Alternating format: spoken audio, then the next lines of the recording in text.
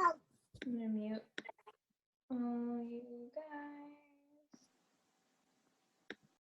Okay, so first thing is first, Fall Classic is this month. I hope everybody has a team. If not, you still have until Saturday to get on one. It's teams of 3. If you haven't watched the video in the coach group explaining Fall Classic, go do so and then sign up and find a team immediately after. Have a ton of stuff going on this month because of Fall Classic, and just because it is towards the end of the year, you really need to be pushing because it is a very hard time of the year. So November 2nd, we have the Thankful for Fitness group starting. Same day, if you guys have any Shakeology packets, you will need to ship these out by tomorrow though.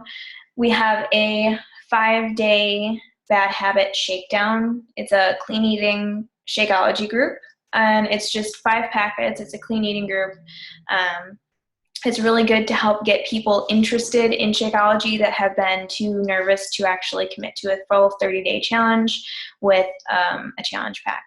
And that way it'll be early enough in the month so that they will want to join a challenge in the month of November, which will not only help with Fall Classic, but with your points and just keeping on going in general. On November 9th, we have a meal prep and crockpot group going again. That'll be straight in the accountability group. Heather is going to be running that one. And after the new coach mentorship, the new coach mentorship is going to be 3 weeks, which should run until November 8th, if I'm right, which I hope I am. So November 9th, we will be starting a Push to Emerald group. This is for people who haven't actually hit Emerald yet. And that way you'll go through your new coach training and you can go straight to getting to Emerald if you haven't already done so by the end of your new coach training. How long is that group? 3 weeks or is it 4? Do you know? It's okay if you don't know. All right, so we have November 16th, a healthy holiday group starting. That's going to be 5 days. It's going to be another free group straight in the accountability group. I'll be running that one. But that'll be basically like recipes that are geared towards, things that you can make around the holidays, that you can bring to family gatherings, that you can eat without feeling extremely guilty, because we all do around the holidays. And that'll be a good one to bring people into, along with the crockpot group, because it is going to be cold out soon and a lot of people like using crockpots and that kind of stuff. And November 16th, that's when you also want to start promoting the next challenge group, which will start the first week of December. I don't know exactly what date that is. We are also going to be doing on November 18th another sneak peek event, because that one went really, really well. So that will be the 3rd week of the month on a Wednesday again. All right, so that's a ton of stuff that will get you guys to your goals. It'll help you. Okay, so the Push to Emerald group will be 2 weeks. That's awesome. So there's a ton of stuff that'll help you guys get to the ranks that you want to get to. It'll help you guys get to, Success Club. It'll help you move your businesses forward, and it'll help you kick ass for a Fall Classic. All right, so down to the meat. Everybody pretty much wanted to hear about, how to invite, how to naturally bring up things and conversations in order to help invite people. So I just kind of wanted to go through my complete invitation process, including adding people, forming, inviting, and all that kind of stuff. So as a coach, you want to be adding people every single day to your Facebook. And I say Facebook because that's pretty much where we run our businesses from. It's where we run our challenge groups. And you want to be exposing people to what you're posting. Posting those 3 to 5 times a day, every day. And don't be completely one-track minded on that. Like, have other things you're posting about besides fitness. But you want to be adding people.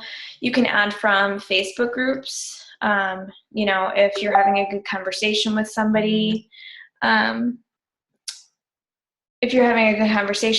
don't be afraid to just send them a friend request. If you're just on Instagram, it's pretty easy to transition over from Instagram if you go through a few comments and it's not weird to ask people like, hey, it's easier for me to talk on Facebook. Do you have a Facebook?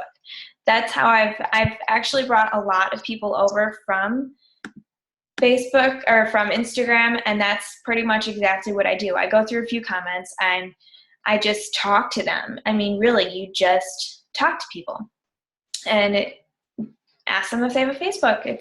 If they don't answer you, either they didn't see it or they think you're weird. And if they think you're weird, then move on. You just really can't take a lot of stuff to heart.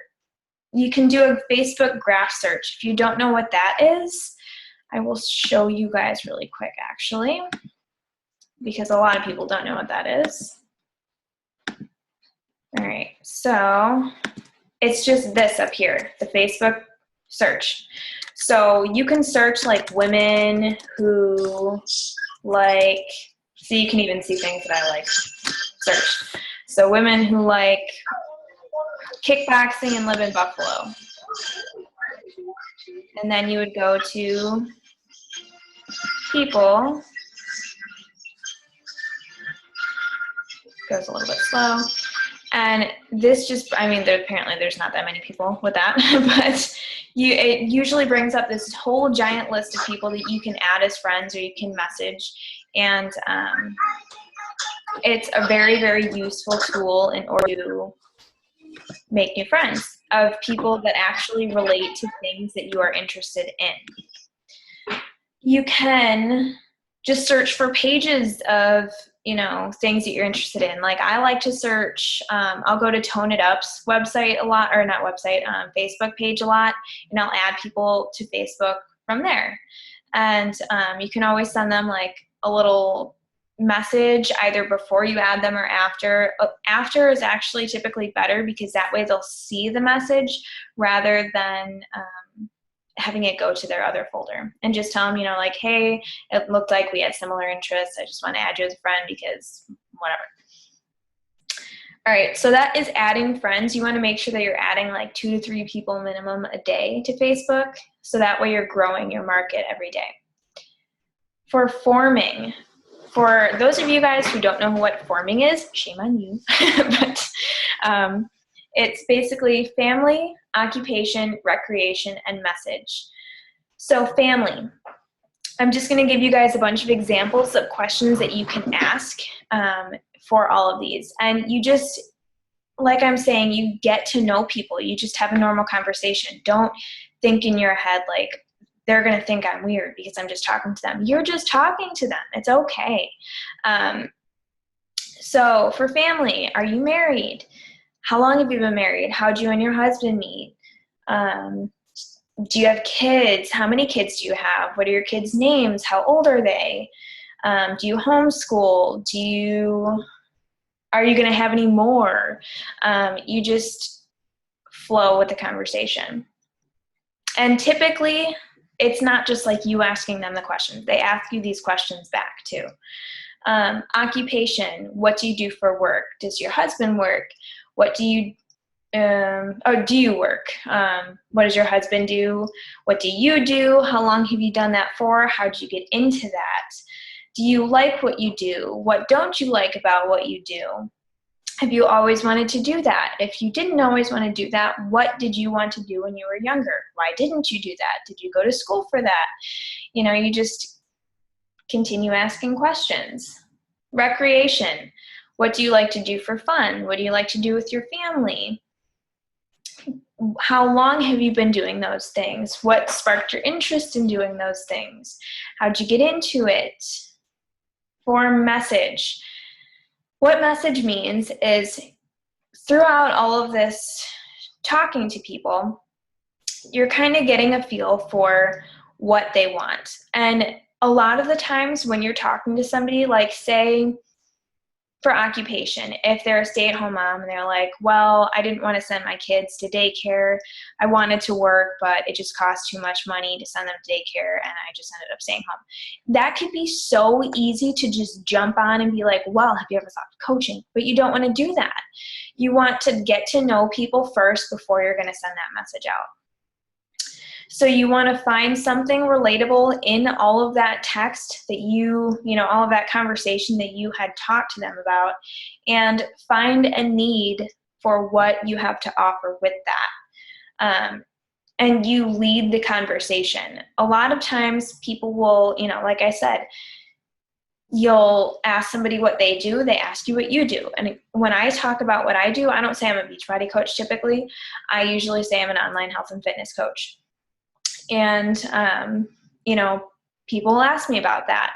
But a lot of the times when people ask me about it, I'll just say a little blurb and I'll move on. I don't focus on me. You want to focus on them. The more you ask about them, the more you get to know them, and the more they're going to trust you, because it doesn't look like you're just trying to get a sale out of them. You're genuinely getting to know somebody.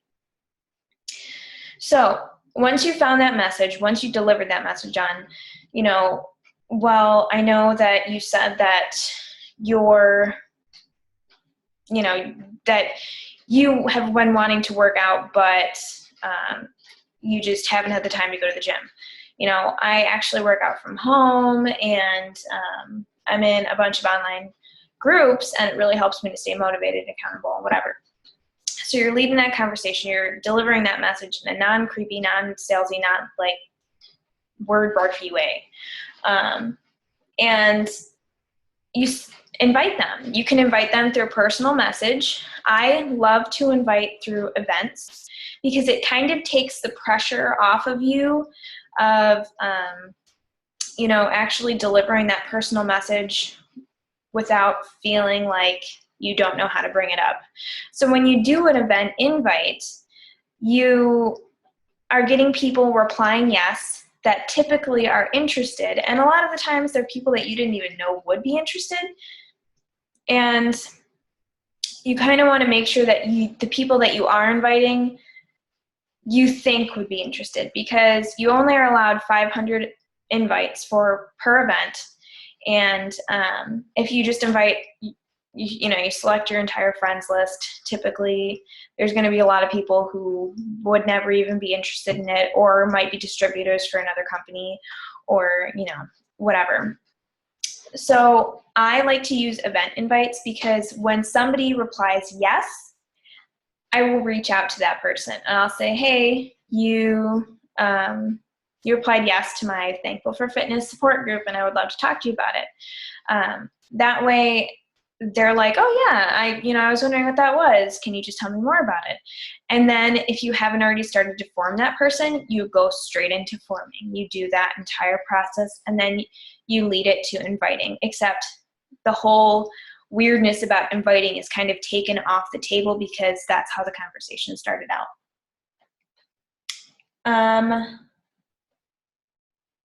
For transformation posts, those are really, really good to invite from, because as a lot of the guys, some of you are not in the new coach group, so I'm just going to read you off something really, really good to tell people, or, send as a message to somebody who liked, even if it's just literally a like on one of your transformation posts. All right, so basically, you just reach out and you say, hey, I just wanted to send a quick thanks for supporting that transformation post from last night. It's difficult to share some parts of my past. You obviously formed this to be you.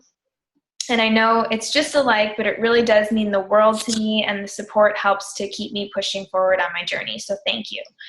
So you're not like inviting through that, but you are inviting that person to start a conversation with you. And more than likely, that person is going to say how you're inspiring them, and they're going to start telling you about what they have or haven't been doing. I can't even tell you how many people have been really digging deep with me with this. And I want to also note, oh yeah, I have my notes a little bit messed up here. So once you're leading conversations, once you deliver that message, and they say, yeah, I would actually like to do that, you start to get their goals. You start to get, well, what are your goals? Why are you interested in this? And I always, I ask them, because typically somebody says, my goal is to lose weight. And I say, well, that's always good. But once you lose that weight, it's very easy to lose the motivation because you've already reached your goal. So what is that why that actually hits you hard, that it makes you want to cry? And most people actually talk about it. They come up with something deeper than just that skin deep, I want to lose weight thing, because that's not something that they're going to hold on to when they're feeling frustrated. You ask them, when they tell you that why, you're going to ask them how their life would change if that happened. So, okay, a lot of people will say, well, I don't really feel confident anymore because I don't like what I see in the mirror. Well, how do you think your life would change if you actually did feel confident? How do you think you would change if you liked you? Things that really get people thinking. And that's how you kind of don't get objections, because you get these people understanding what this change would do for them, and you get them really feeling it inside of themselves, that this is what I need to do. This is going to help me. I want to feel confident again. I want to do this. I want to do that. If you can get them feeling that rather than just, well, I want to lose 5 or 10 pounds. That's not going to get them. When that price objection comes up, they're more than likely going to object if they just want to lose 5 or 10 pounds, because they can just look up on Pinterest some crappy detox diet that's going to hurt their body. But if they really want to dig deep and make a change, and they feel connected to that change, they feel connected to that why, you're more than likely not going to get that price objection, or it's going to be easy to overcome if they know what their why is. So if you guys need help with objections, please feel free to reach out to me, because I want to help you guys through those conversations, especially your first ones, to make sure that you are confident about it, because being confident is so important when you're talking to people. You do kind of want to fake it until you make it. Even if you don't feel confident, you have to, for one, read a ton of personal development to help you feel confident. And just really think about, if I'm not projecting this confidence, this person's not going to trust me to help them. And honestly, just know that you are offering value. You're not just, don't feel guilty about, I don't want to invite this person because they're going to think I'm just trying to sell them something. You have something to offer. You are awesome. Why would they not want to come to you? Because you have the ability to help them. You have had this help, which is why you became a coach in the first place. You feel good. You want other people to feel good, so don't feel guilty about that. It's really, really important to understand that you have value and this product has value, and that you just don't need to feel guilty about it. So that's pretty much what I had to go over. I'm sure there's probably questions, because there's always questions when we're talking about inviting and objections and that kind of stuff. So if you have a question, unmute yourself and ask.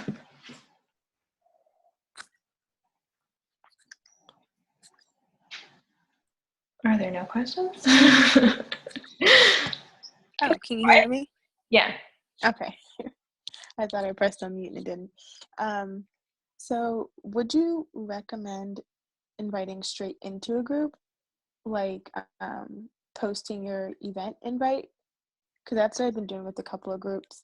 For the free ones, not for the challenge groups, I'll like do a blurb about, hey, if you're interested, like I know you see my free challenge groups, if you're ready to take the next step.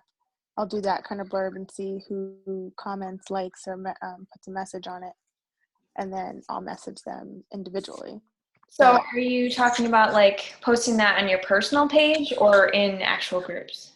Actual groups, because I do it on my personal page and I do it in groups as well. Well, for one, groups, I know a lot of groups have a lot of different rules, so it has to first conform to the rules of the group. And I always suggest, I mean, it could work for sure, but if you talk about how this has benefited you and how it could benefit them, that's what you want to lead with rather than just a straight invite. But, for groups, I don't really use groups all that much. So I'm not an expert at it. I'm not going to pretend like I am. But I have done that in the past, and it has worked and it hasn't worked. So if you can figure out a way to make it work for you, for one, that's awesome. And two, definitely share that. Okay. Thank you. Anybody else? I guess my biggest thing would be is I know how to form. That's all great and dandy, but I guess it'd be like how to close the message. Like I present my message and all that. How do you close it without sounding like buy it now? So I guess that's like my biggest. Do you mean like after you've already invited them to the group?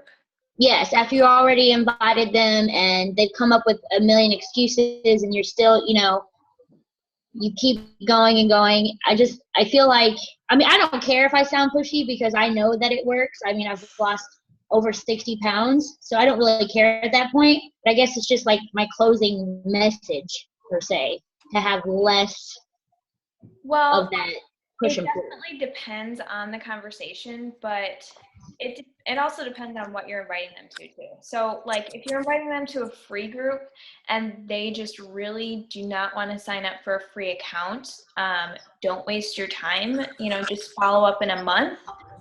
And you can actually ask them, like, okay, obviously you're not ready at this moment. Do you want me to see if, things have changed for you next month when I offer my next free group? And if it's for like a paid challenge, I have people that tell me they're going to order tonight, for a month straight. And it happens. That's why you want to constantly be building conversation, having conversations with different people. But as, when you're actually inviting that person and they're giving you an objection, typically you haven't gotten down to their deep why. Because if they don't really feel it, if they feel like they could just do something else, they probably don't feel that connection that they need in order to go through with it. And don't be afraid too, like if they're like, oh yeah, okay, I'm going to order. Don't be afraid to be like, all right, do you have a couple minutes right now to do it? Because I'm online, I can help you through your order.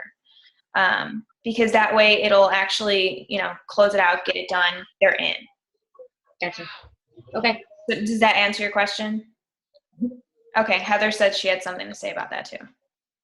I was just going to say too, if people are coming up with a million excuses, sometimes it might not be that like just the excuses, they just might not really be ready. And so a lot of times if you get too pushy or like you feel like you're getting too pushy and they still aren't going to want to do it, it might be harder for them to come to you. You know what I mean? Like when they are ready. So you don't want to keep pushing too much. Like if they give you like 3 or 4 excuses and it just seems like, and they're still not telling you their why, then maybe they're just not ready. So you want to be able to be approachable for the future, because otherwise you're just going to end up losing it later and they're going to go to somebody else. Yeah, do remember that this is building a relationship. Not everybody is going to be ready the second that you invite them. Everybody's at different points in their lives, and you know, when one person might not be ready 1 month, they might be ready the next, they might not be ready the next month. It might take them 6 months, it might take them a year. I mean, it took me a while to actually get like Heather to do anything. I don't know how long I even talked to you, Chastity, before you signed up with me. You want to build that relationship with somebody, and you want them to know that this is not just a sale to you, that you do genuinely care about them, you do genuinely want to help them. And if that time is not right now, it's not right now. But there's going to be a lot of not right nows, and that's why you just want to continually be building who you're talking to too.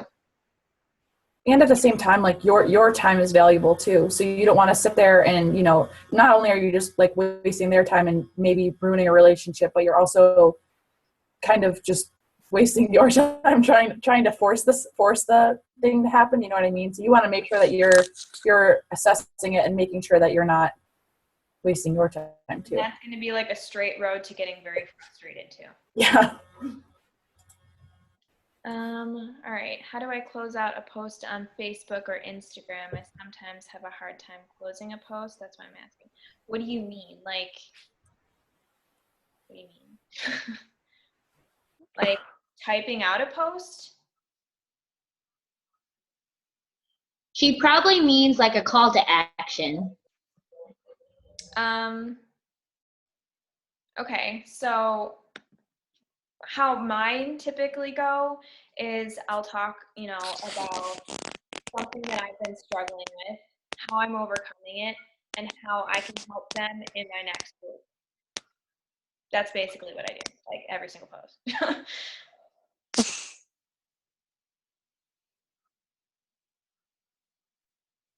Okay, anybody else?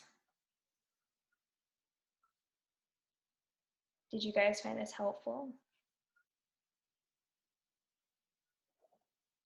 All right, well, if there is nothing else, I am not going to keep you all on. I'm going to go have a glass of wine now. All right, so enjoy the rest of your night, and I will get this recording up as soon as possible, and I will, Shelby. All right, see you guys.